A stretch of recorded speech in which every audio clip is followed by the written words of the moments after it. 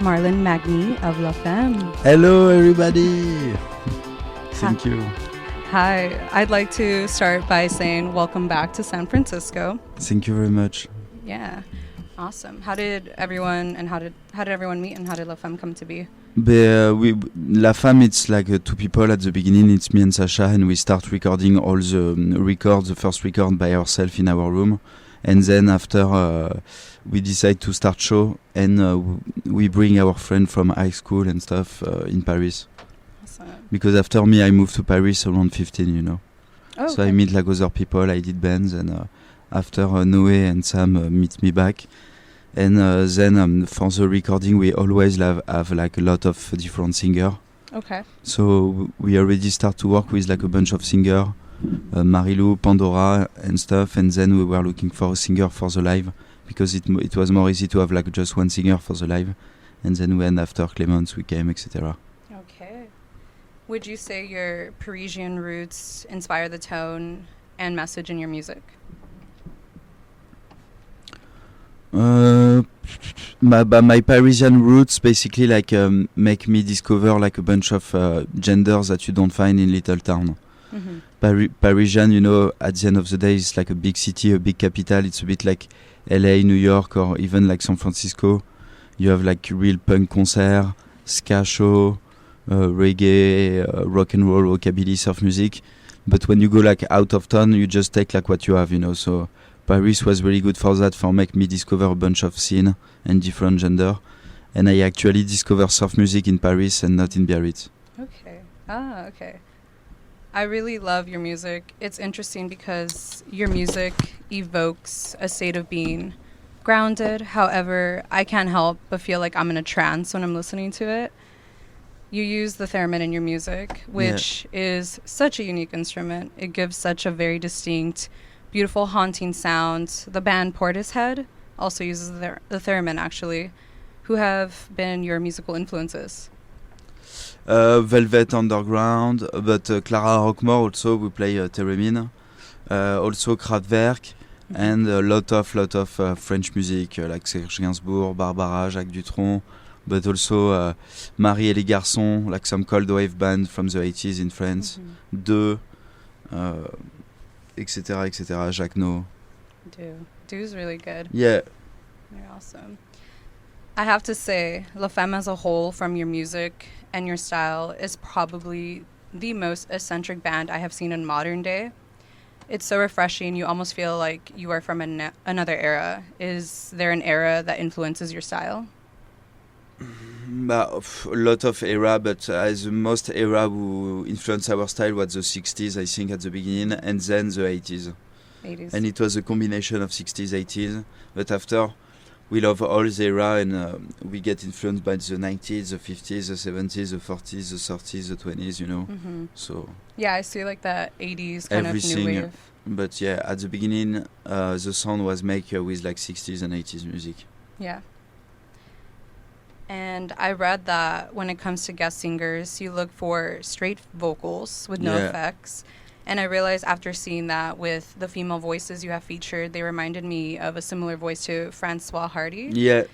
Going back to that feeling of a different era, you guys are not only revamping 60s French era, but keeping it alive.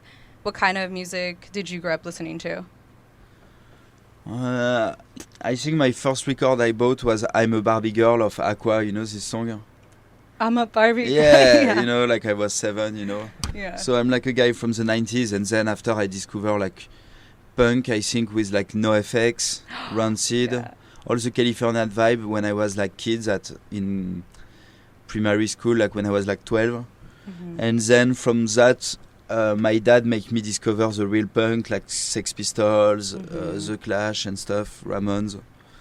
And from that, after I went to like Velvet Underground, Lou Reed, and then 60s music, a lot of 60s rockabilly surfs, and 50s and 40s and 30s and 20s, and then 80s, and like electronic music, synthwave, cold wave, and stuff like this, you know. You know, Fat Mike from NoFX actually went to San Francisco State University. Ah, cool. And why he became Fat Mike is because he gained like the freshman 15 here, basically. So that's like where his name came from. Yeah, but apparently he was not even fat. It's I just know. that before it's supposed to be like very, very skinny. So. Right. The punk, you know, very like Yeah. thin and malnourished kind of looking.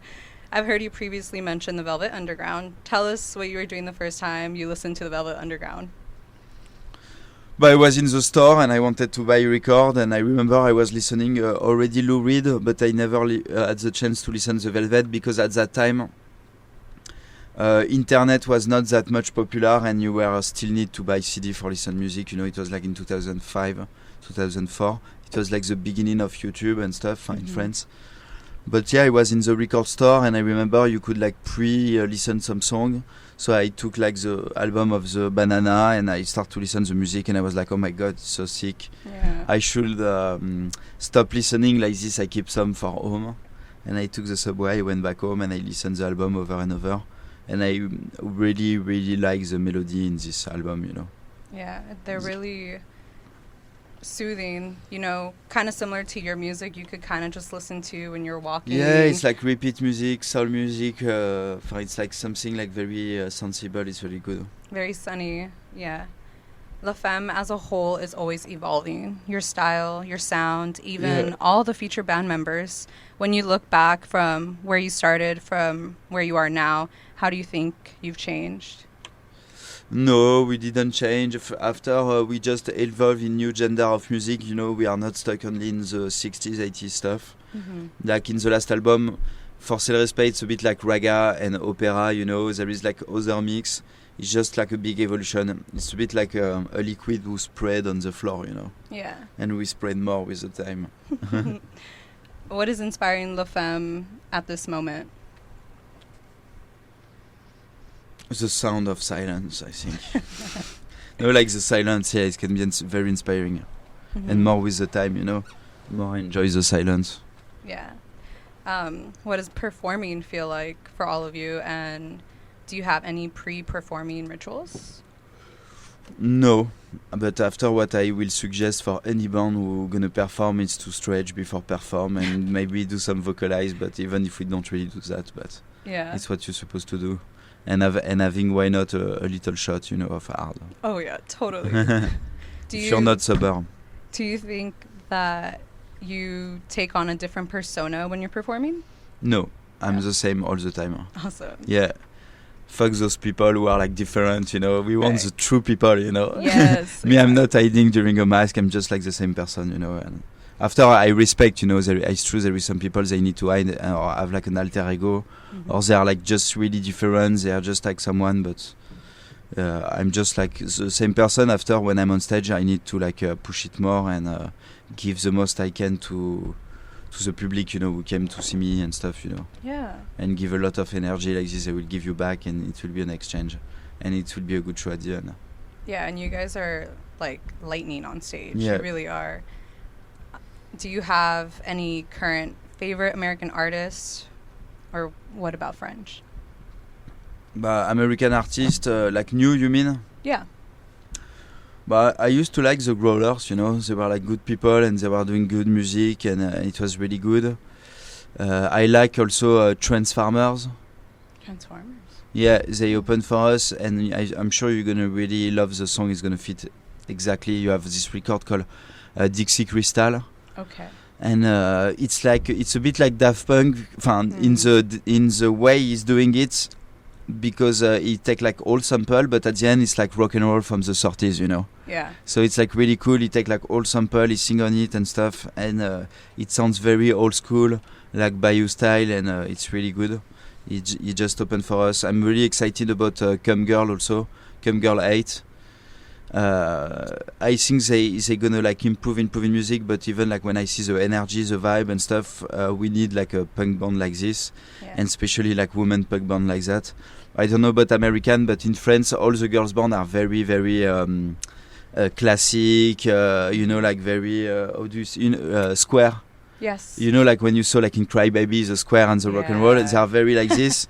So it's cool to see like rock and roll girls like coming and being wild, Totally. you know, it's changed, you know, that this image that we have, and I'm sure like for so many girls, they can identify themselves to them also, and not only like the square girls that we see in TV, you know. Very simple. Or like classic. hip hop girls, you know, if they are not squares, they're like very like hip hop or reggaeton stuff, but like rock and roll, old school.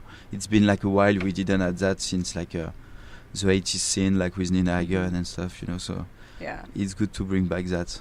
It's true, and that's funny that you mentioned that, because, you know, when you look at like the classic French girl, it's very like simplistic and very minimal and simple, but yet so elegant. And then I think people forget that there is that element to the French culture that is also very open and creative, and there is like another scene where everyone's completely artistic and very expressive. Yeah, and you kind of have that here too. Yeah, but even like the French music, like it's supposed to be bad, you know. Yeah. But if you dig like in the cold wave, like for me they do like the best cold wave. Even they do better than American, German, and English, you know. Except like you have Kraftwerk, but Kraftwerk is Kraftwerk. They are like the beginning of so many things. But when you go after to cold wave, new wave, French are very good, and same for 60s music. French 60s music is like almost always a copy of American 60s music, but when you go to indie 60s French music, like Delphine, Stella, Jacqueline Taïeb and stuff, you have like some Zouzou, you have some very, very good stuff, very good composition, very good production, you know. Even like Serge Gainsbourg. I don't know if you heard this song called La Horse. It's like this song, you know, it's amazing, you know, it's like there is no such thing even in America at that time, you know. Yeah. And like it's in the 60s and it's like so fucking like new, you know. So yeah, when you dig, you have like really great shit in France. And it's so underlying simple, but yet so powerful. Like all those 60 artists. Yeah, and the production is very avant-garde. It's just that mainstream music in France is awful and terrible. Like mainstream music in America, it's like good, you know, at least, you know, like why not, you know.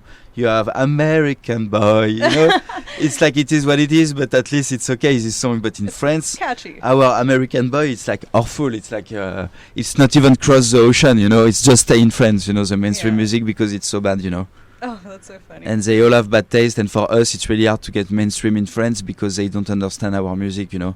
Like mainstream music in France, radio have like their code, you know, and it's very important. Yeah. Do you guys play any American music in the radio in France or nah? Yeah, but now we have like a quota, because before we used to always play only American music. So French government say, you know what, now we're gonna force you to play 60% or 70% of French music. And since that, there is less American music in the radio. I know that keeping your native French language in your music is important to you, but you guys have recently released Psyched, which translates to Get Out in Spanish. Now, I was excited when I saw that you guys released a Spanish single. What made you guys want to release a song in Spanish? Because there is a whole album in Spanish coming in November. Oh. Yeah, so this is like the teasing of the album, basically. Oh, yes. Since long time with La Femme, we had this project of making like a collection of record with like team, a bit like the Spotify playlist, you know, but we do the song. So we had like the Hawaiian record, the Spanish record, the Electro Detroit record, you know, the rap record, the erotic record, the Western Bayou record. And then we have also like the main records that we did, like Paradigm, Mr. Psychotropical, where it's a mix of everything. But finally we had the time to start this series, and the first record of that series will be like the Hispanic record. Okay. And it's going to be released in November, and Psyched is the first song. Oh, definitely looking forward So to that. yeah, we're going to have also like an English record, we're going to have like Italian record, we're going to do like in all what is inspiring us, you know. Awesome. And especially at the beginning also singing French was for us a way to say fuck off also to all the French bands who are singing in English. Yeah. But now the trend going back to France and everyone starts to sing in French. So we want to be different and go back to English or stuff like this. Actually, No, but yeah, we love to be like different and Yeah. not do like everyone, you know. You truly are. Can you speak Spanish? Yes. Qué bueno. Sí, qué bueno que. Gracias para la interview. Yo puedo hacer la interview en español si tú prefieres. Ay, Dios mío. Pero mi español es un poco mierda, pero yo puedo hablar. Muy bien. After releasing Paradigms, as you just said, you're going to start working on music in other languages, which is awesome. But even before, we work on other languages since like forever. Yeah. We do like La Femme, you know, we never make an album, stop and go in studio for another album. We always are in studio. Mhm. Like we always work on record, and sometimes we have some song we did like 8 years ago and stuff, and we start making other language like English, Arabic, Spanish since like 2014, you know, almost. Yeah. And we have like a bank of like 500 songs, and every record we are like, okay, which one we pick them, we finish them, but they are already there, the song, you know. Right, every song has... Cool Colorado different- was made in 2014, you know. Yeah.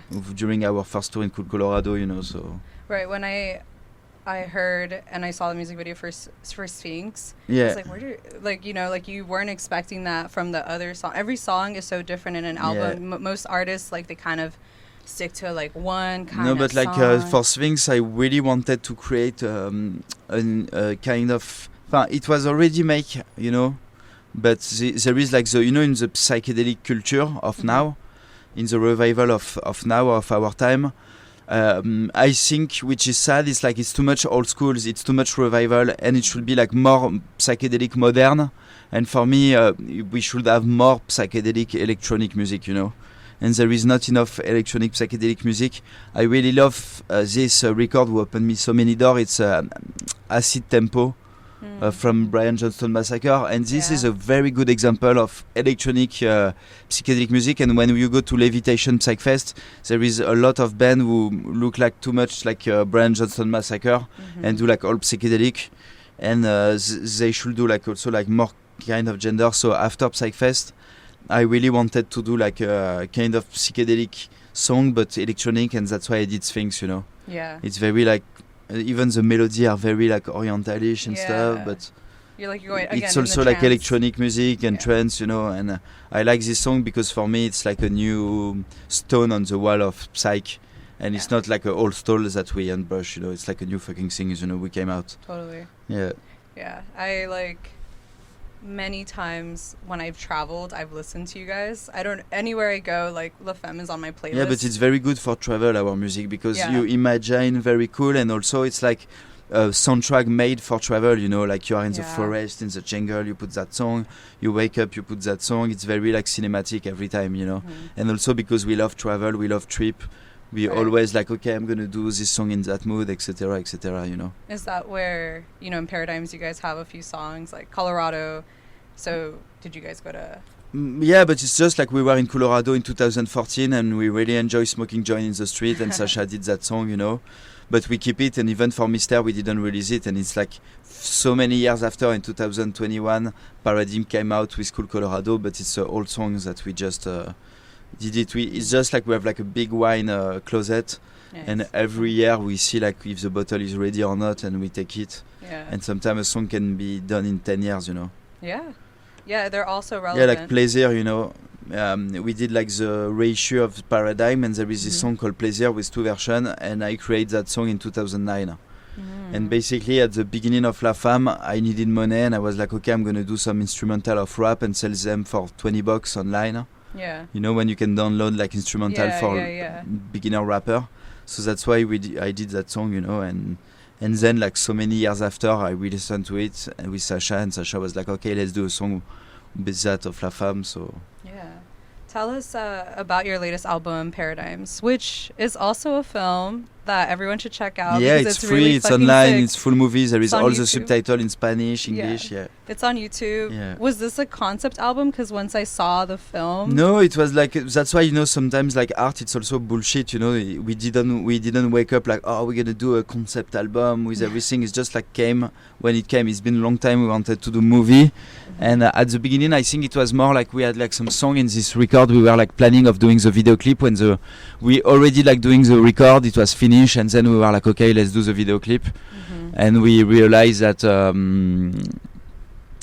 There was some video clip. It needed to be in a TV show, like Paradigm. It sounds like a TV show, the stuff. So we wanted to do like a TV show setup, and same for Disconnection. It was like an interview of radio. Right. So we wanted to do like the concept of doing an interview and beautiful TV show from the 70s, but it cost so much money to do that. So we were like, if we want to take as much as we can from that operation, we should like use this TV show for other thing.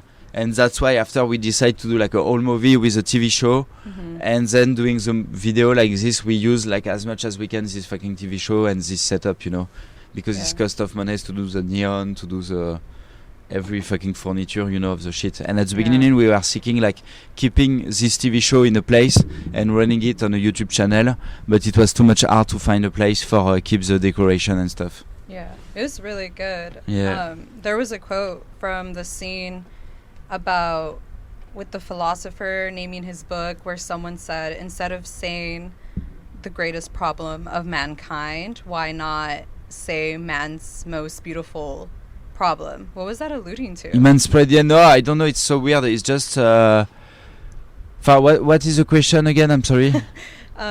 There's this scene where the biggest problem of mankind. And they're talking about his book, and then the book is called Le plus grand problème de l'homme. Right. Yeah. And then someone said, we're trying to figure out why not name the book Man's Most Beautiful Problem. Ah oui. And I was like, what were you guys trying to say by that? Nothing. It was like a big improvisation. Basically, we had like some axes, and before we wrote in the script, okay, we're gonna improvise about philosophical theme of the death, philosophical theme of love, or blah blah blah, and that's it. And after we just put like 12 bottle, smoke joint and stuff, and it was like a real TV show of the 70s where everyone is fucked up and improvise, So the guy just in his mind wanted to do that, and we still don't know why, Yeah, it was. There is no reason, sometimes.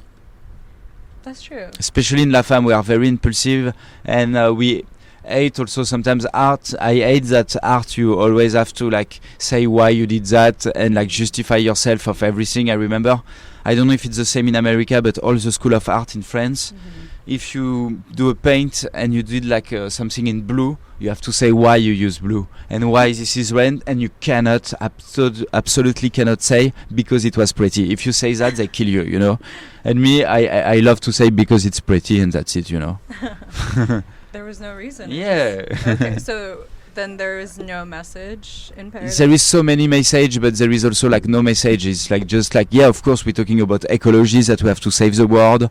There is also like we're making fun of like so many like people, also like people who come in this kind of place and say that we are more intelligent and stuff. We're making fun of American movie also at the end, when we do like Fiend. Oh, this is the fucking shit we had in all the American movies in the 90s, when there is, and in real life there is no one who clap like slowly like this. the standing ovation. Like when they start like slowly like this in the movie, but in reality it's never happened, so it's just like there is so many little things, but there is no like one message. It's just like a cool movie with like beautiful costume, funny stuff. You just need to laugh, have a good moment and get inspired. I just wish like little kids of 7 years old, they're gonna see that and they're gonna after like dig into the 70s shit, dig into like the past and be like more cool, it's good to watch American Pie and Spider-Man, but it's always good to see like this kind of stuff, so American Pie is a classic. Yeah, but now I'm just a bit sad because I try to watch and I'm too much old for that, and it's very bored, very very fucking bad. And me, I believe into art who don't get old, When you watch a Monty Python, it's still good, Monty Python. So that's why at the end it's like a art who like go west. But I will see later. But yeah, scary movies, same. You know, it's not that funny. You know. No. And when I was kids, it was the best scary movie. I remember it was so funny when you were like 12. You know.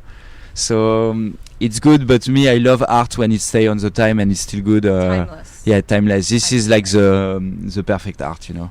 This is true, and that's why I think going back to like French fashion and culture, like we always go back to like it's so timeless to have like the red lip or like the trench, like things that never go out of style. No, exactly. They always come back. They always make red lip is a classic. It's fucking work. It's the best, you know, like.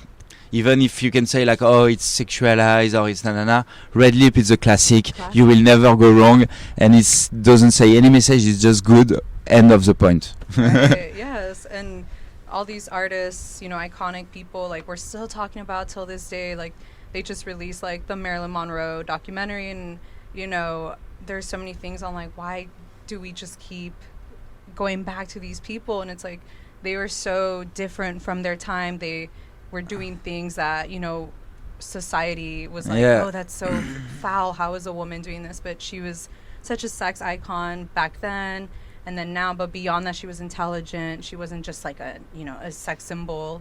So, but she'll always be so timeless. There's so many things of her, and she'll never be gone. Yeah, you know? Exactly. Yeah.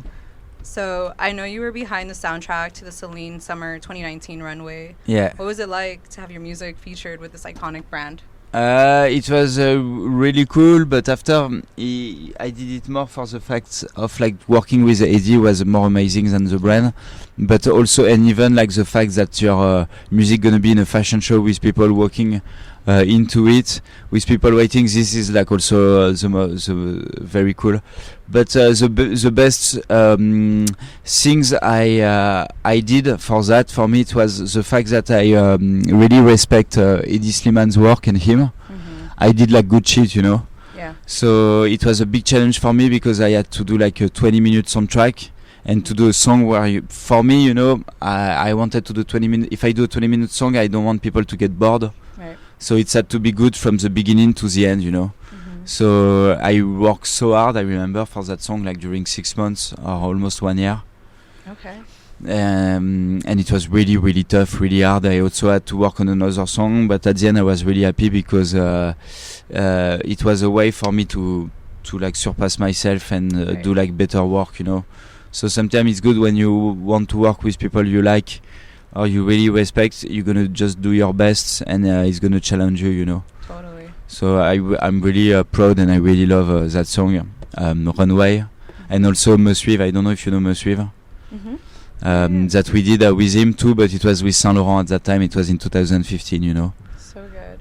And I also believe you did, or Nadia Lee Cohen featured one of your songs in her videos. Yeah, one time, she used. I really like her work. I hope one day I'm gonna work with her too.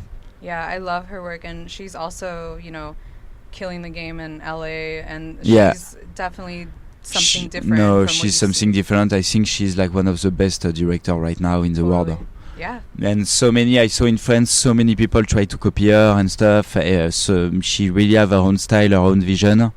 And it's really good to see like a woman doing that because when I say the best in the world, I'm not talking even like men or women, just in general, you know. So she just transcends everything, you know. She's the best.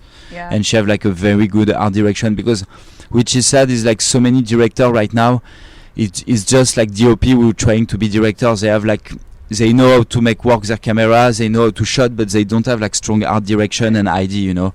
Like when you see Robert Rodriguez or Tarantino, it's cool. They or Tim Burton, they have like art direction. Stanley Kubrick, you know, they have like a things, you know. But most of the director now you don't see anything. They just shot and it's like a team. So I'm glad that we have like this kind of director going back in the scene. We need them, you know. Right, and you know, with that art and like in your music, when you hear something, you can be like, oh, that's La Femme. Like, exactly. And this is my point, you know. I like to work with people, or when you see the stuff, you recognize the identity and the people straight away. Would you ever create a soundtrack for another creative project, such as a film? Yeah, I'm waiting to have like just the right project, you know. Yeah. For me, there is when I have like if people ask me, there is two questions.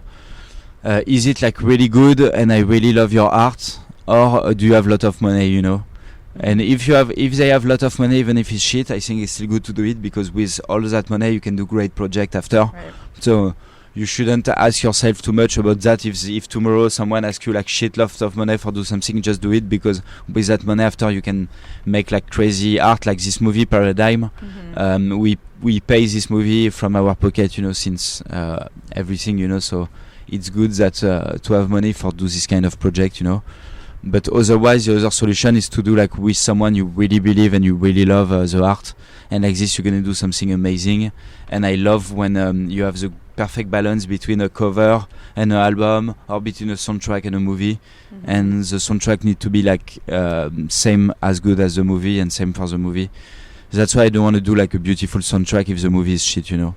Totally. Is there, you know, any creative directors in mind that you'd like to work with? But Tarantino, Robert Rodriguez, Nadia Lee, or even Tim Burton, you know. Yeah. Oh yeah. Yeah. I think even Nadia Lee just she opened like a gallery, or she's a gallery going on in LA. Yeah, right she now. have a show. Yeah. Yeah. No, but I know her actually. She's very nice. It's cool. That's awesome. What is the music scene like right now in France? It's like very kindergarten pop.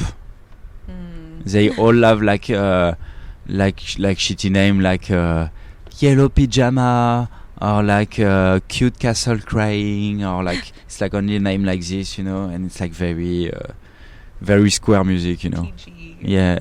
Boring. What are your own personal philosophies as an artist? Be proud of what you make, and don't lie to your art, and just be proud of what you make. As long as you're proud of your art, you know, like by example, like I know so many bands, they are like, oh, it's normal, you cannot listen your music, you can't listen your first record.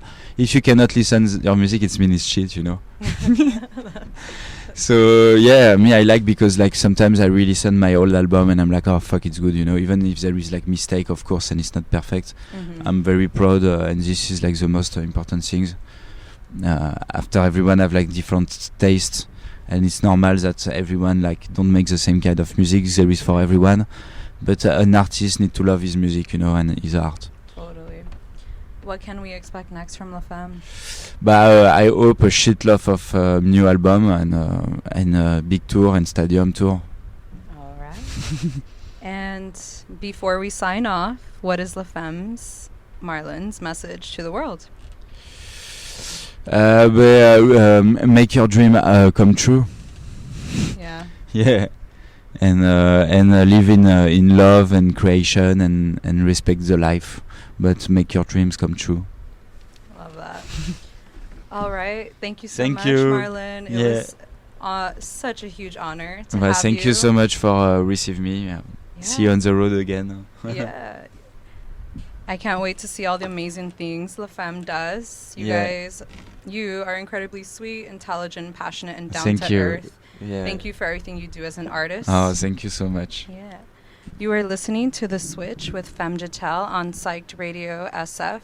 Catch La Femme playing tonight at the Regency Ballroom here in San Francisco. This is Psyched Radio. And now we got some La Femme that we're going to play for you guys.